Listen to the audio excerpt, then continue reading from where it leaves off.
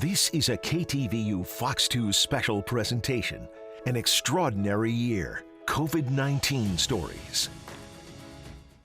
The new public health order that we're announcing will require San Franciscans to remain at home. A new way of life here in the Bay Area. Good evening, I'm Julie Hayner. And I'm Frank Somerville. Deserted and empty. I know today's order is a radical step. It has to be. We need to act now, all of us, to protect the public health. People in 6 Bay Area counties are experiencing a temporary new reality. A shelter-in-place order is in effect for just about all residents. Today marks 1 year since the Bay Area went into lockdown due to the coronavirus pandemic. Of course, we were expecting it to last just a few weeks, but here we are 1 year later, and many restrictions are still in place. During these last unthinkable 12 months, we have gone through a lot, but through all of the challenges, we have come together to grow and become a stronger Bay Area. Thank you for doing the job that you do. Thank you for being out there every day. Thank you. Thank you. We've been there for our community during really hard times, and we'll keep doing it. And thank you for joining us for this KTVU Fox 2 special presentation, An Extraordinary Year, COVID-19 Stories. I'm Mike Mibach. And I'm Gasia, Mikaelian. We want to let you know the Big Bang Theory will be back tomorrow night, and you can also watch the news on KTVU+. Tonight in this special, we're going to focus on all the good that's come since the beginning of the COVID pandemic. We know the past year has been unbelievably stressful for so many across the Bay Area. And it all starts with you. You have done so much to help our communities. That includes wearing masks, social distancing, caring for each other, even strangers, even stepping up when the largest wildfire season in state history destroyed so many communities. Some of our biggest heroes are frontline workers. It's been an around-the-clock effort to save lives for the past year. The sacrifices from doctors, nurses, other medical workers, and their families have helped slow the spread of COVID-19. They're now leading the vaccination effort. KTVU's Asnath Smith has a salute to our frontline healthcare workers. Let me get 3 people. These restaurant workers getting the long-awaited first dose of the COVID-19 vaccine. It's overwhelming, but at the same time, I'm so looking forward to this. Such relief, such joy, with them their own dose of appreciation. Today we made a variety of bento boxes with assorted sushi. These bento boxes, comfort food for the volunteer nurses and staff. We want them to know that the community cares about them and wants to support them any way we can. A challenging year full of ups and downs and a lot of unknowns for first responders, police, fire, restaurant and grocery store workers, and to the doctors, nurses, respiratory therapists and staff. It's stressful and it's scary, the isolation. 1 year later, people filled with gratitude. Well, I don't think I could do them justice at all. I have a lot of friends that are doctors. My fiance is a doctor herself, so I know how much they've had to actually sacrifice. Movable Feast delivering thousands of meals to Bay Area hospitals. When times are tough, when something bad happens, we rely on these people to help us to get through difficult times. It's certainly been a long year. I mean, there are many adjectives to describe this year. This charge nurse of a coronavirus unit in San Jose sacrificed not seeing her mother in person for a year. Her darkest moments when ICU beds filled up.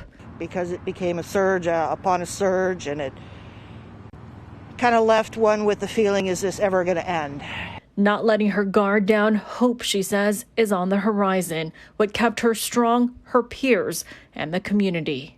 I do not consider myself a hero at all. I consider myself a nurse who was doing her job and the best way that she knew how to do it during a pandemic. I think everybody's a hero. I'm Asnath Smith, KTVU Fox 2 News.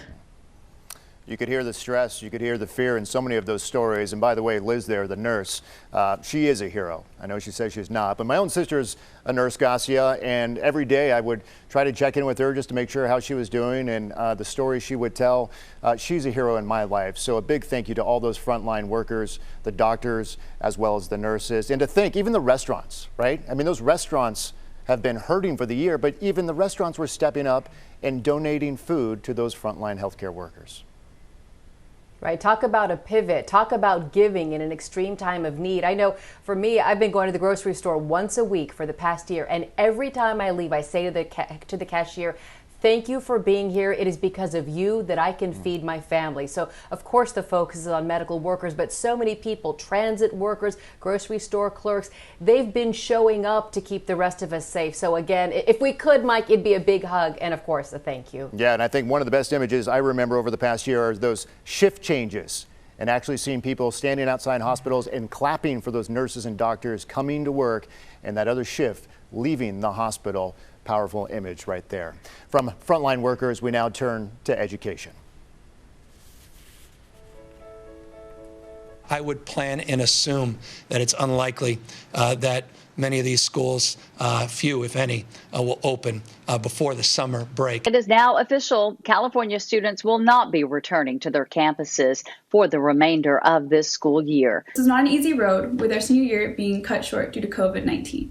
We were born during the tumult of 9/11, and now, as we leave the safety of our K-12 experience, we face the scar of a world that isn't promising us all that we dreamt of. Thank you to my teachers, who have helped me realize the power of learning. With schools closed for in-person learning, it was a difficult and emotional way to end the academic year for the class of 2020. Many seniors this year are hopeful that they can end the school year back inside the classrooms. Educators have played a big role in helping students and families during this pandemic. Distance learning can't replace the lessons being taught in a classroom, but thousands of teachers from Santa Clara to Richmond, north to Santa Rosa, in every city across the Bay Area have been giving it their all to help make things exciting, fun, and educational for students of all ages. And millions of California children have been in distance learning only for almost a full year now. Some teachers went way above and beyond to make sure they connected with their students. Pam Cook introduces us to some Bay Area teachers who made Zoom school something to look forward to. We talk about music, we talk about movies, let's talk about math. Ms. Jackson is a 6th grade math and science teacher in Oakland. She says building relationships with her students makes all the difference. I've gotten to know more about the kids because I'm in their environments. So being in their environments, I've gotten to meet pets and family members. I get to see messy rooms. I get to see students eat. And so just getting to know more about them makes it more rewarding. Good morning. Another teacher going above and beyond is Ms. Martinez, a 4th grade bilingual teacher in Hayward, who says one of the biggest challenges continues to be getting supplies to the students who need them. Once a month, I go and I meet them at the park right there in their neighborhood and give up giveaways and stuff, supply pickup so that they can come and get the stuff. It's really hard sometimes. Sometimes I have to drive it to their houses, whatever the case may be. Another challenge, getting kids to engage on the computer and turn on their cameras. I bribe them.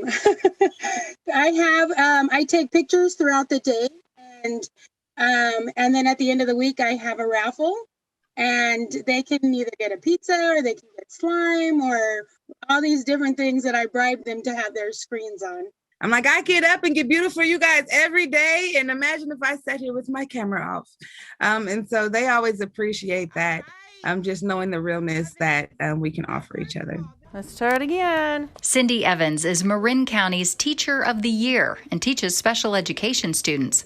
They're back in the classroom now, but she still has to get creative. Visits from dogs or having a yoga class, incorporate them in to keep the students engaged. One thing these teachers have in common, they make it fun. I do a lot of different Zoom games that we've figured out how to do where we've gotten a chance to know each other, whether it's like an I Spy game, so I get to be nosy and look in their room. 5 o'clock on Friday nights, I do, I'll just go on and say, oh, today we're going to do this. And I'll probably have 14 or 15 students on just to go on and play, the typing game that we're trying to learn to get them to be able to type better. The learning this year has gone well beyond the classroom.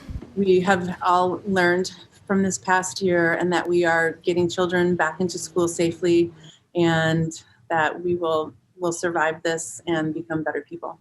Every challenge, every trouble we go through builds strength and endurance. And so we are building strong students who are going to be able to tackle any situation when it comes to going up in their adult and educational careers. It's all about that resiliency. Ms. Jackson, Ms. Martinez, Ms. Evans, a great big thank you to all the California teachers. My two boys are still in distance learning only. The other day, my son closed his laptop from a Zoom and said, "That was fun." And my heart just leapt. So thank you to every teacher out there. And to think pre-pandemic, it was trying to get our children off screen time. And over the past year, that is all they've really been doing when it comes to education. They need it, but they've been on the screens so much over the past year. And I even know one of my daughter's teacher.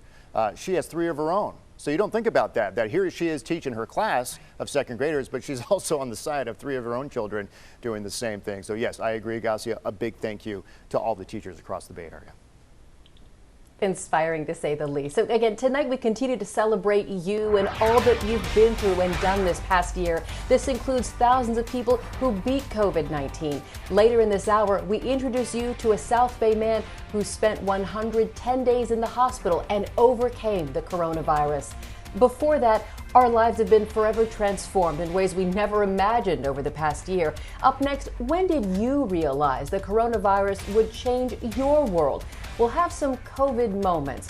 First, though, here's what you're thankful for 1 year into the pandemic. I'm very grateful to the first responders, for the healthcare workers. They're essential, and my heart goes out to all of them for what they're doing. We're all surviving here somehow. A lot of people didn't make it. Grateful for my health. More time with the family and appreciating the outdoor activities more. It's been challenging, but on the social aspect, we are grateful to be a family and be together.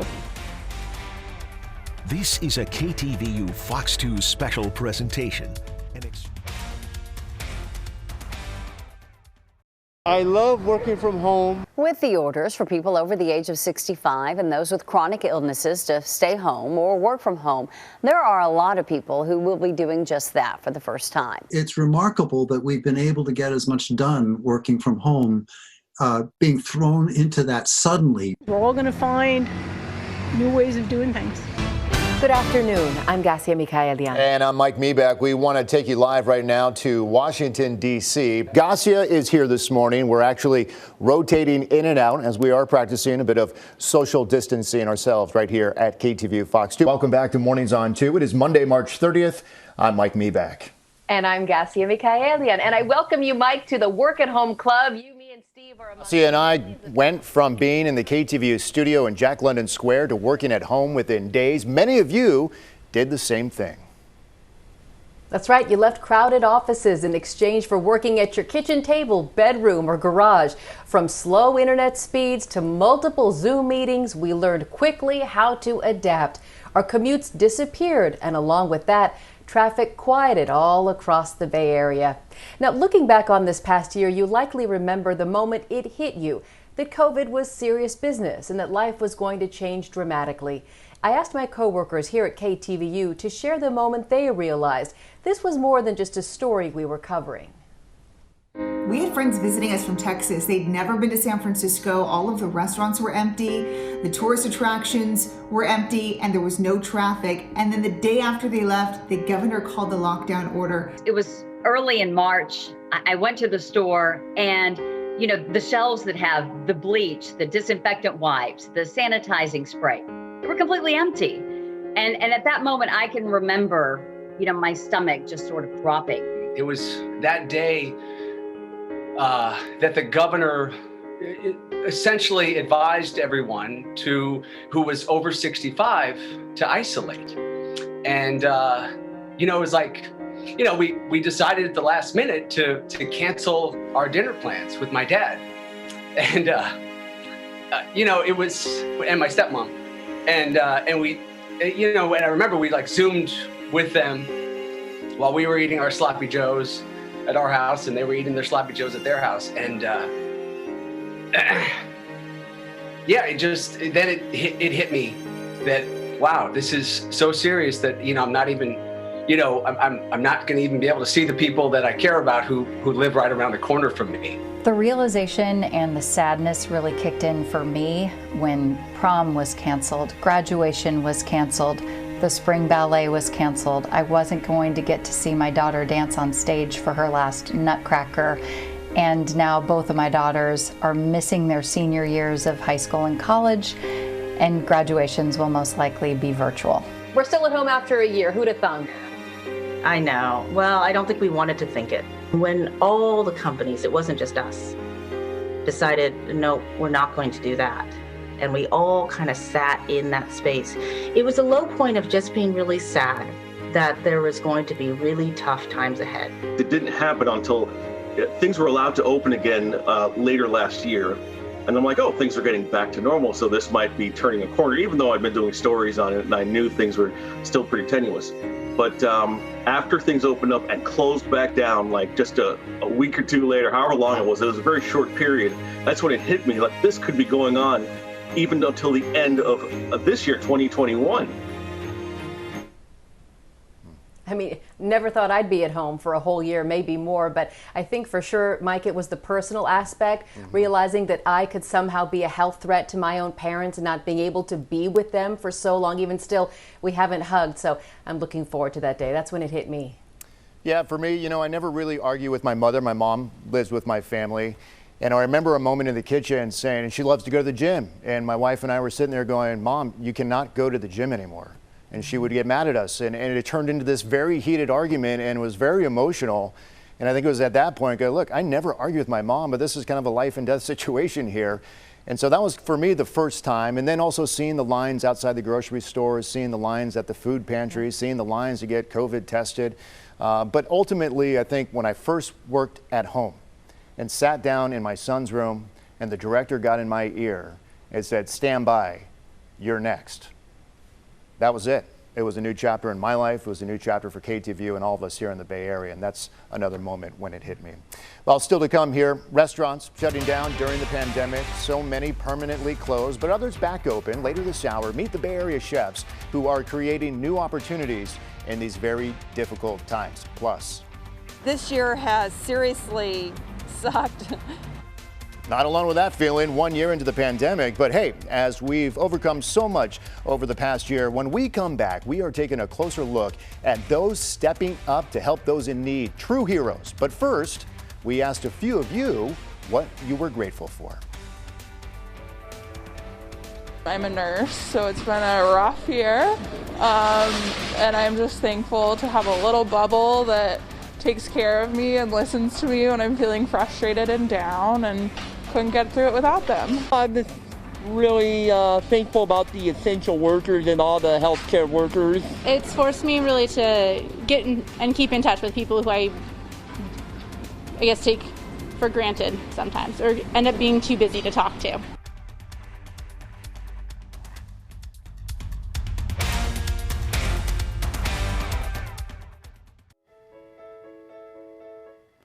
The San Francisco-based nonprofit Tipping Point is a beyond positive story this pandemic. Its goal is always to invest in smaller organizations in the Bay Area so that they can better serve our communities, especially those lower income ones continuing to struggle to this day. Has Tipping Point achieved that? Yes. Has it helped people who were never before on the radar? Yes. Will they stop?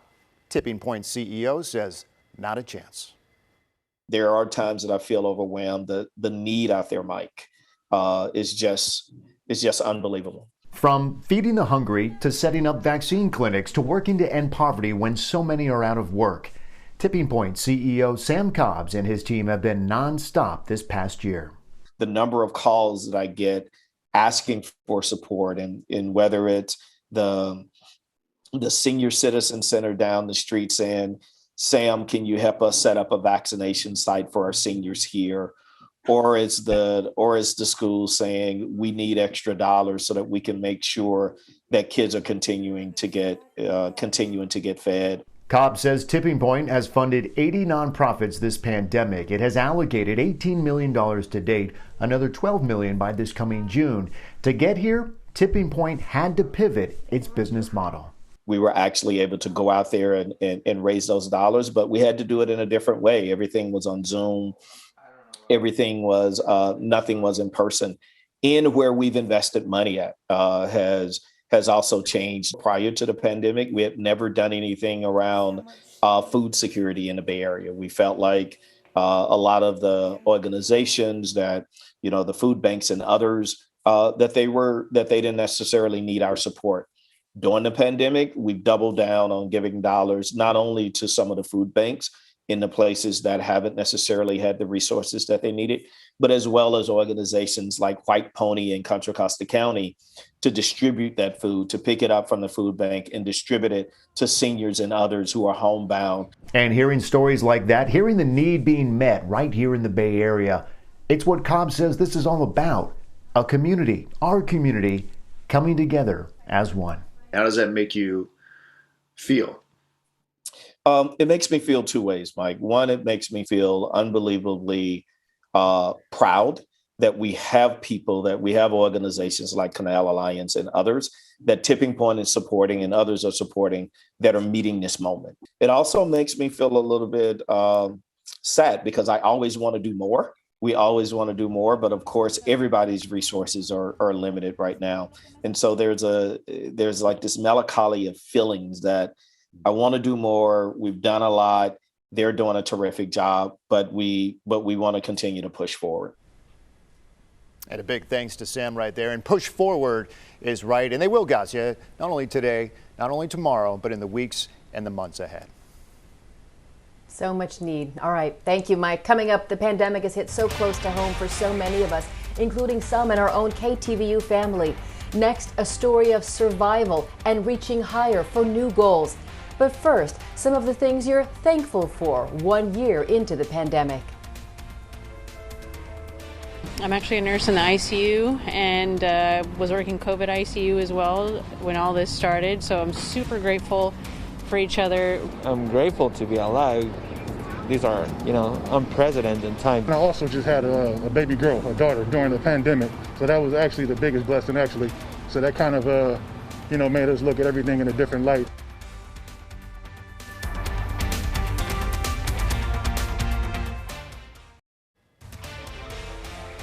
Welcome back. Just over a year ago, the Grand Princess cruise ship docked in Oakland because of a COVID-19 outbreak on board. Some were bused to Travis Air Force Base, others flown to the state of Texas.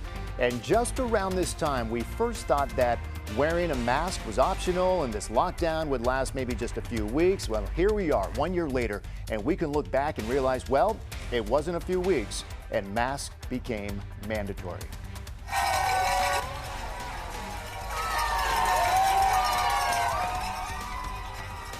There are so many victories we want to celebrate with you tonight, such as the story of Tom Butts from San Jose. After more than 3 months in the hospital with COVID-19, he finally got better. It wasn't without scary moments for him and his family as he spent many days in a coma. But last year on July 10th, he was finally released to cheers from Kaiser Permanente Hospital in San Jose. Incredible to see. And there are so many stories of people like Tom all across our Bay Area community who beat COVID-19.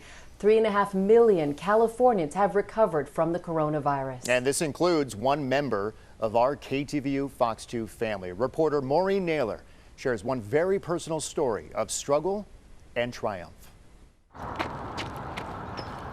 What you're looking at may not look like anything unusual, but this is a glimmer of hope in what has been an otherwise tough year. You may not recognize him here. He's one of the first reporters on the scene. Good morning. We spoke with the owner. But Matt Keller is no stranger to the camera. This is the first time you're seeing this side of the crime scene. For more than 20 years, he worked as a local news reporter and anchor for several television stations, including KTVU. But in early March 2020, right after his daily run, the 44-year-old knew something was off. I got out of bed and I coughed, and it was a weird cough, a cough I'd never had before. The next day, the fever had gotten bad, went all the way up to 103.4. And I was just wondering, like, what's going on? Matt eventually found out at Good Samaritan Hospital in San Jose. He tested positive for the coronavirus. I asked the infectious disease doctor, so what should I expect? And he said, I don't know. I've only been treating this for a week. It turns out he was one of the first 50 confirmed coronavirus cases in Santa Clara County, a region hit hard early on in the pandemic. As you're soon going to see, this story is not one of numbers for this journalist. For me, this one's very personal. I hadn't seen the video of you running yet. Oh, that was the first time you'd seen it too? You see, Matt is my husband. In what he describes as the hardest physical battle of his life, he spent 9 days in the hospital fighting COVID-19. They said, well, we're going to put you under, and I said, how long? And they said, well, it could be weeks, it could be months, it depends on how your body does. At one point, his oxygen levels dropped, and on the brink of being put on a ventilator, he wrote goodbye letters to me and our daughters. Realizing that I could be unconscious and on basically life support for weeks or months, that's when I wrote the emails to the girls and to you. And that was probably the hardest point at that point. I FaceTimed you and we didn't say anything. We just looked at each other for like 2 minutes, 3 minutes, just in silence. Yeah. Because it's like, what do you say to each other when you're faced with? Yeah. And that was it. And it was just like this understanding of like, we don't know what's going to happen. And it took months, but thankfully, Matt recovered. It wasn't easy. It did not bounce back. My body was I had to remember I was flat on my back for 8 weeks. Upon returning from the hospital, we spent weeks isolated from each other. Then my husband read an article about possible long-term effects on COVID patients, and he got angry. And then I'm like, you know what? I'm going to do something I've never done. I'm going to run a marathon. His marathon mission began when he simply had enough strength to go for a walk in our backyard. I mean, I was in the backyard here, and I'd walk, and then I'd jog maybe a little bit to the other side just to see what it would do to my oxygen levels. And then the next day I'd do a little bit more and a little bit more. I felt every mile. With his doctor's clearance, Matt eventually started training for a marathon. It was painful, and I remember I think there was an 8-mile run or a 9-mile run that I came home and I just dropped everything. You saw me, and I'm like, I don't know if I can do this. But after months of training, no official race to run in, and a determination to reach his goal in 2020, Matt embarked on a one-man marathon. 9 months after he was isolated in a hospital bed, my husband, a COVID survivor, who at one point got winded just taking a shower, ran 26.2 miles and was greeted by our daughters at the finish line. I got COVID, was in the hospital, dealt with loss. At the end, I did something I've never done before, and something that, in all honesty, back in March and April, didn't think would ever be possible. You okay? In San Jose. Doing good. You look amazing. Maureen Naylor. So proud of you. KTVU, Fox 2 News.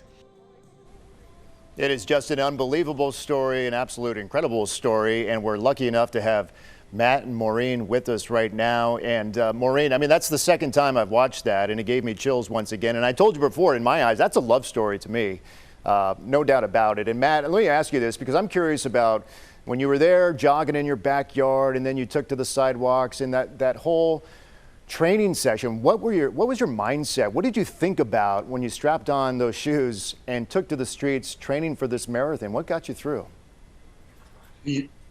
Part of it was stubbornness. I'm stubborn and I'm competitive.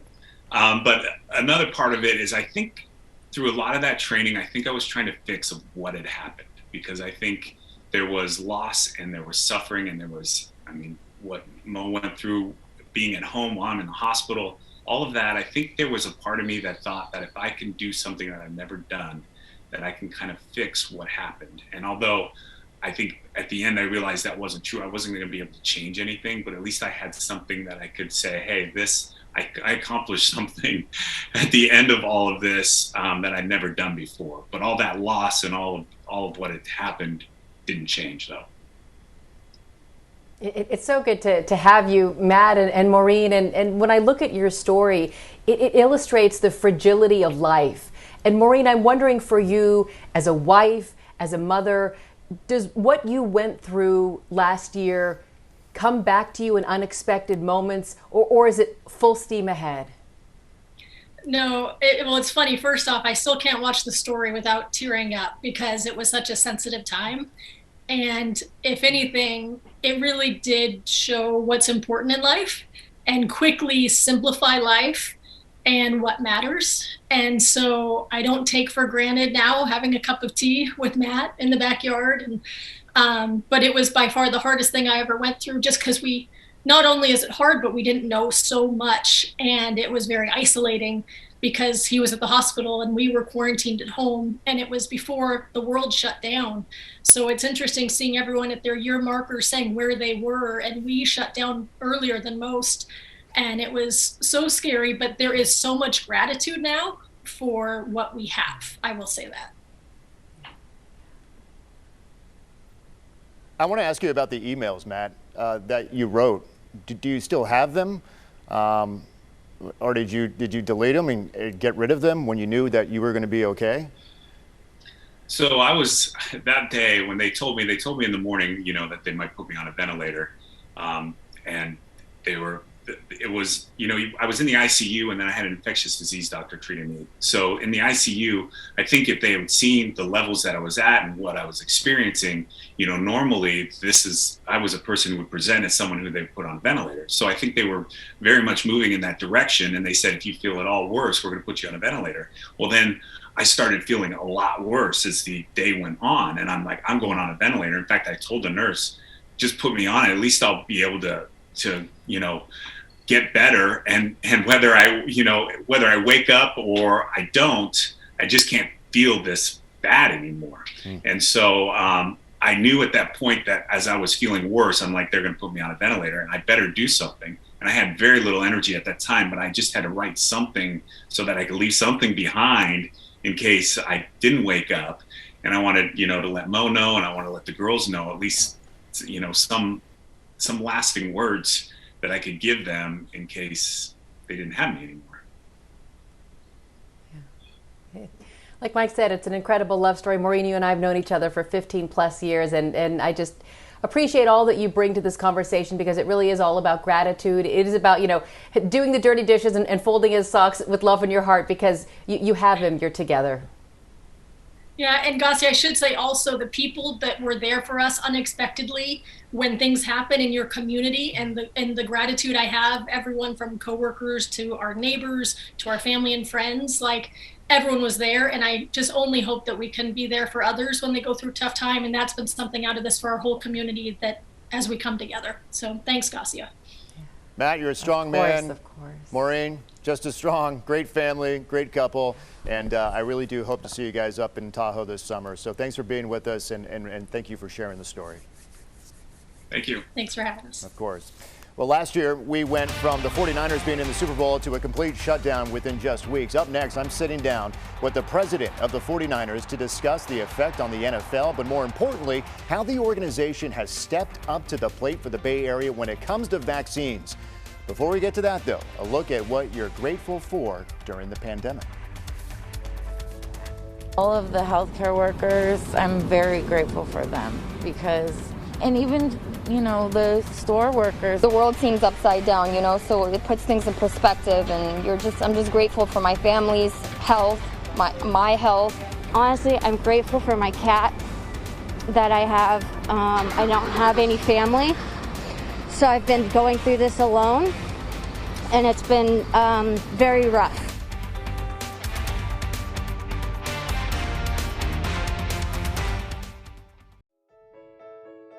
The game tonight has been postponed. The NBA is suspending gameplay following the conclusion of tonight's scheduled games until further notice. This hiatus will be most likely at least 30 days. It was March 11th of 2020. The NBA season was put on hold in the middle of games. Hockey would suspend its season the next day. Baseball season wouldn't start until July. In all, we went more than 4 months without professional sports. And then came the NFL in the fall. Could they get a 16-game season in? They did, which is amazing in itself. Unfortunately, though, the 49ers could not get back to that Super Bowl. But the organization may have done something more important here. They put all things football aside and said, hey, the Bay Area is our home, and now our home, our stadium, is yours. I spoke with the president of the 49ers, Al Guido, about football and about Levi's Stadium turning into a medical facility. It was a move made that he said was done without hesitation.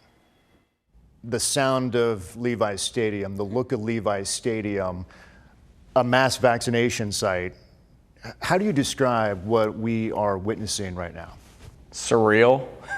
I never in my life thought that when I got into the sports business and started operating stadiums and arenas, that we'd be using them for mass vaccination centers. But look, it's what we had to come together to do, and our community needed it. And for us, it's great to see. It's uplifting. You walk over there and you see the look on people's faces, the relief, right, the joy, and it feels like we're coming back. Where was this idea born? Probably about 3-4 months ago, we started having conversations with the county, and we knew that we were going to have some supply in this county. And then the question became, it wasn't so much scientific or medical anymore, it was operational in nature. And so the one thing that we know how to do at the San Francisco 49ers is move 70,000 people on a game basis. And so we reached out saying, hey, we're happy to help in any way that you need help. The only question for us was, we're not necessarily in control of who's coming, right? That's from the county's perspective. So they got to register at their website. They obviously need to be of age or whatever the protocols were at that given time. And so we didn't run that part of it, but there was none. From the York family's perspective, it was, do whatever you need to do, inclusive of picking up the cost to make sure that we do this for the community. And so I've never had any hesitation. I never had any pushback, and the county was great all along. We have a tradition at my house on game days. So that morning we get our Niner flag, we put it outside our house. We enjoy the game, we hope for victory. And toward the end of the season, my 8-year-old daughter said, are we going to the playoffs? And I said, I had to explain, no, not this year. But I emphasized the word success because in my eyes, it was a successful season and that you guys even played 16 games. How would you describe what you as an organization pulled off when it came to just the football season? Well, I really appreciate you saying that, because obviously on the field, wins and losses, it was a tough year, as we all know, and going through that was not easy. I think when you take a step back for all of it, right, and you think about your daily lives, football created an escape for a lot of people on Thursdays, Sundays, and Mondays. And I got asked this question a lot around, should we be playing? And the answer was absolutely we should be playing, as long as we're doing everything that we humanly possibly can to keep all of our players safe. And I knew that the NFL was going to do that, for sure. I knew our players wanted to play. I knew our fans wanted to watch. We owed it to our community. We owed it to our players. We owed it to the people that work here. We owed it to everyone around the San Francisco 49ers to do or spend what we needed to do to get games on. And so the fact that the NFL played 256 regular season games, yeah, some got postponed for a couple days or rescheduled, but we played them. And we played a Super Bowl. And we proved to the world, in my opinion, that we can live in this and that we can operate. I go back 13 months ago, Niners, Packers, you win, you go to the Super Bowl, and just that crowd and that energy. Where do you see football here next fall, maybe the year after that? When do we get back to that? I think that due to the vaccination distribution and where we're at in this country, I feel very strongly that we will play games in front of fans at Levi's Stadium in the 21 season. We'd all love Super Bowls, but where does this rank in your career of what you guys are actually doing right now for Santa Clara County, for the Bay Area, for this country, and for the world? I stop at getting at the top, right at the top. I haven't been lucky enough to win a Super Bowl, but I got into this industry because I used to love going to games with my parents.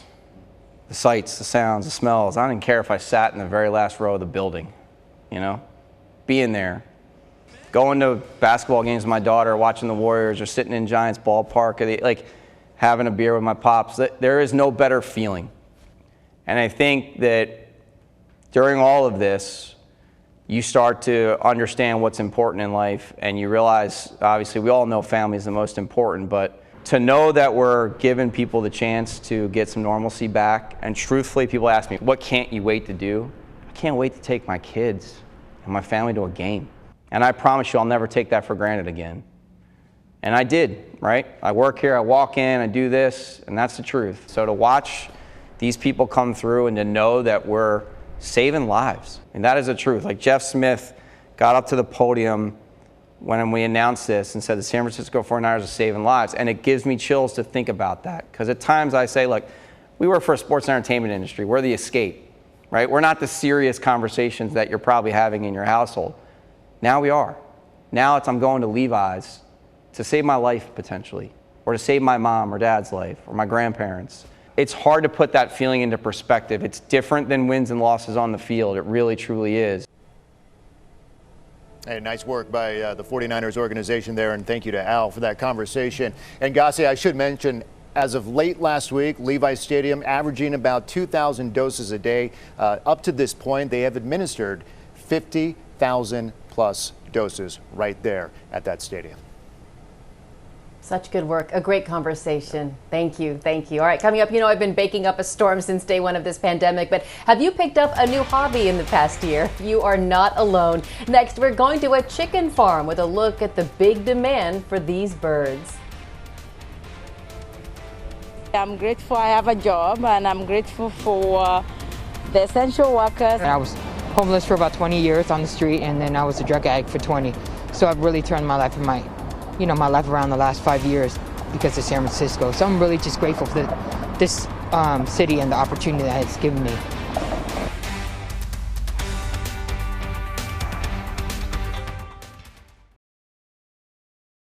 I really want to get back home, but like everyone else, I don't have any toilet paper. Yeah, I got a lot of toilet paper already, so I'm all set on that. People think to themselves, what would life be like if I didn't have toilet paper? And it's just not good. Some family had 3 buckets, 3 whole baskets full of toilet paper. At some point, how much toilet paper is enough, really, seriously? For nearly 2 months, we could not find toilet paper anywhere. Panic shopping was a real thing spring of last year. It went into a full-blown frenzy once lockdown orders were issued on March 17th. And at the same time, a lot of people started losing their jobs or had hours reduced because of the pandemic. And some turned this difficult situation into a new opportunity. Restaurant workers who had been laid off took family recipes, mixed them up with their knowledge, and created their own kitchens. I had about 70 messages with orders. It was about like 2 weeks of nonstop deliverings. I am surprised the traction that we've recently starting to gain. The food quality is there. We're still able to cook seasonal and have restaurant quality food delivered to your house. We found a little niche that makes us happy and can also help out the community. So we have a smile on our face. While we've all been stuck at home for the past year, people have been flocking to chicken farms to set up their own coops. KTVU's Frank Malicote takes us to the North Bay, where sales have been soaring. It's morning at Alchemist Farm in Sebastopol. This bio-friendly hatchery sits on 5+ acres and is home to over 300 chickens. Too many baby chicks to count, and it's all run by Francesca and Ryan Duvall and their 2 young kids. I always had chickens in my life, 2 or 3. And then when I moved here, I thought, I have some more space, I'll get some fun colored egg layers, and one thing led to another, and thank God I have a very patient husband. During the lockdown, Alchemist sales grew by 25%. They box up baby chicks, 6 or more in a snug, warm carton, complete with a note for safe delivery. Last year, they sold over 2,000 chicks, which range in price from $5 to $35 each. Throw in a coop, food and supplies, and for $300 to $400, you too could be a chicken farmer.